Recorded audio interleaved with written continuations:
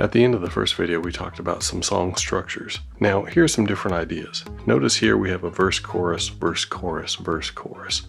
There's no bridge listed, there's no pre-chorus. This is a very basic structure. Next down, here's another idea. Verse, chorus, bridge, and then a chorus. A lot of times the chorus, the final chorus, is also referred to as an outro or a coda. That's the end of the song. So you may actually repeat the last chorus multiple times. Starting out with a chorus and going to a verse, chorus, verse, then having a bridge, another verse, and then chorus / coda / outro. Next, a little bit fancier, a verse, pre-chorus, then the chorus. Usually the pre-chorus is just a couple of bars, a couple of chords leading up to the different chords you're going to use in the chorus versus the verse. We'll talk about chords in just a moment. Of course, then we have a bridge, another pre-chorus, and then the final chorus or outro. When you're writing a song is composed of different chords and a melody typically over the top of it. Now, it helps to know what key you're writing in because that can help you decide what chords you're going to use. A key, a musical key, is comprised of 7 different chords, just as a musical scale. In this case, we're talking about major scales. So here's a C major scale. It's comprised of 7 notes in that major scale. These are not chords, these are just notes. Now the cool thing is here, we go to 7, and then when you go back to 1, so this is not the 8, you call this the 1 again. This is called an octave when you jump up that far. The key of C major, so we have the C major scale, but now we're talking about the key of C major, is comprised of certain chords. So we have 1, 2, 3, 4, 5, 6, and 7. Notice the second chord and the third chord are minor chords, and the 6th chord is also a minor chord. The 7th chord is something funky. This is a diminished chord. So here we have it listed out 1, 2, 3, 4, 5, 6, 7. The strange thing about music is we're kind of stuck back in ancient Roman times, it seems, because everything is listed out in Roman numerals typically. So notice the minor chords are listed as small Roman numerals, and the major chords are uppercase Roman numerals. So lowercase minor chords, uppercase major chords. The difference here is a 7th chord in this key, which is listed as a diminished. Notice the the symbol for a diminished chord is a little circle. So even though this is not a minor chord, it's still listed in lowercase. Now, if you don't know what these different chords are, I suggest getting a chord book or referencing chords online. Alternatively, if you're playing a chord, sounds really cool, and you have no idea what it is, you can look up something called a reverse chord finder. There are multiple different websites that have reverse chord finders. For example, you can look at a guitar fretboard and you can click on what fret you're playing on all the different strings, and then when all 6 strings are filled out, it'll give you a series of names. Now you may find different names corresponding on different reverse chord finder websites. That can be really frustrating. Okay, now back to that 7th chord in the key of C, that diminished chord. A lot of times in modern music, we do not use a diminished chord. You can see the symbol for the diminished chord here. We deal with the diminished chord, the 7th chord in any major key, by doing 2 things. The first thing is we lower that diminished chord by a half step. Here's what I mean. If you have a chord, in this case, that's a B, it's going to become a B flat, which is also known as an A sharp.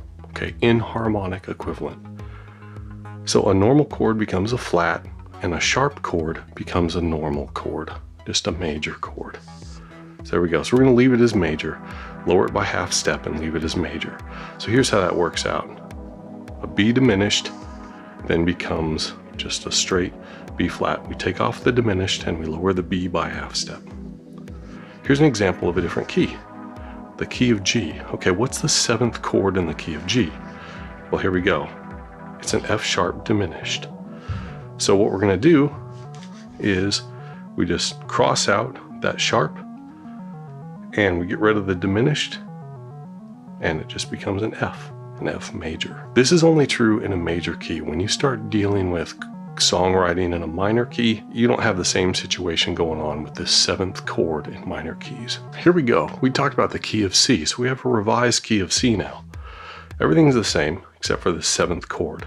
And look how we notate it. We put the little flat symbol in front of the Roman numeral lowercase 7 here. And then up here you can put the flat symbol after the B. So it becomes a B flat major chord. Now here's how I write out songs on a sheet of graph paper. This is not a sheet of graph paper, as you can see. What I do is I go ahead and write out nicely. I draw out the bars in a song. So for example, this might be the start of a verse or the start of a chorus. So I have 4 bars here. These little slashes indicate guitar strums. So when I'm writing out a song, I'm only writing out the rhythm guitar. The lead guitar is all in my head, so this would represent the rhythm guitar. And below each section of bars on the graph paper, I would write out the Roman numerals here.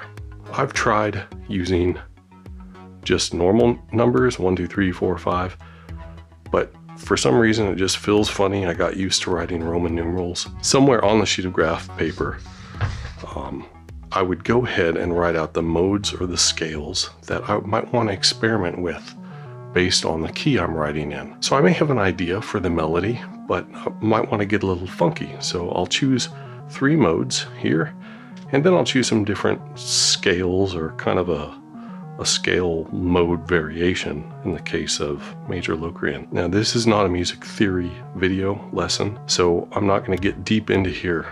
The Ionian, Lydian, and Mixolydian, these aren't scales. These are modes.